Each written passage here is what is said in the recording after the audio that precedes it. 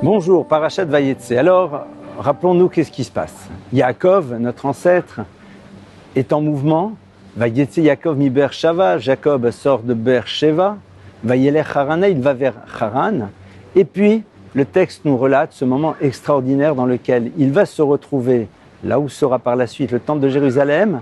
Et il se couche, il dort, et c'est là où il va faire son fameux rêve de l'échelle dans lequel Dieu lui dit: voilà, cette terre, je la donnerai à toi et à ta descendance, et lui annonce le futur. Mais, ce qui est très intéressant, c'est de voir que lorsque Yaakov va se coucher, il va prendre ces pierres. Vous savez, Vaikar me'avneama, comme dit le texte, il prend des pierres de l'endroit et il les met mera'ashotav. Alors, la traduction un peu complexe, sous sa tête, autour de sa tête, Rashi, sur place, le commentateur, nous dit, mera'ashotav, c'est quoi? C'est que Yaakov prend ces pierres et en fait que min marzev, c'est-à-dire il en fait comme une forme de petite muraille autour de sa tête pour protéger sa tête.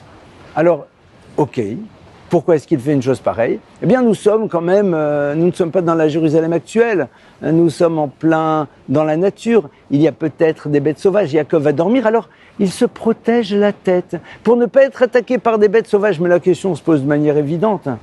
Quoi, vous pensez vraiment que le loup, le lion, le guépard, la hyène n'attaquent que la tête et le reste du corps, ça ne les intéresse pas? C'est quoi cette histoire au fond? Yaakov dit, je me protège, je fais un petit muret autour de la tête, mais le reste du corps reste ici de manière totalement normale. Il y a ici un enseignement fondamental. Yaakov dit, au fond, il faut faire un effort dans la vie, mais qu'on le veuille ou pas, les choses dépendent du Créateur de l'univers. Tu peux mettre autour de toi toutes les murailles possibles. Un serpent peut pénétrer par le dessous, que sais-je? Et donc ne t'imagine pas que tu as la capacité de tout faire pour te protéger ou de tout faire pour réussir. Il y a des choses qui t'échappent complètement. Alors ce que tu dois faire, c'est une action normale, évidente, une action minimale. C'est ce que l'on appelle la notion de hishtadlut, de faire un effort. En effet, ne serait-ce qu'acheter un billet de loto. Alors vous allez me dire, bon, faut pas exagérer, c'est vrai, mais va faire quelque chose, agis. Mais rappelle-toi que derrière cela, il y a le Créateur de l'univers.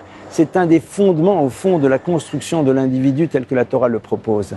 Être capable d'avoir cette confiance en Dieu, mais néanmoins de faire cette notion de hishtadlut, je fais un effort. C'est ce que Yaakov nous apprend. Je fais ce muret autour de ma tête, car en effet, je me rappelle qu'il faut faire un effort pour se protéger. Mais je sais très bien que de toute façon, la protection vient du Créateur de l'univers.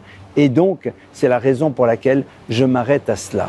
À chacune et à chacun d'entre nous, de se rappeler que lorsque l'on fait des efforts normaux pour pouvoir aboutir à quelque chose, eh bien, ces efforts ne sont que des efforts, mais que derrière toutes les réussites, il y a le Créateur de l'univers. Sachons le vivre de manière belle, sereine et tranquille. Shabbat Shalom.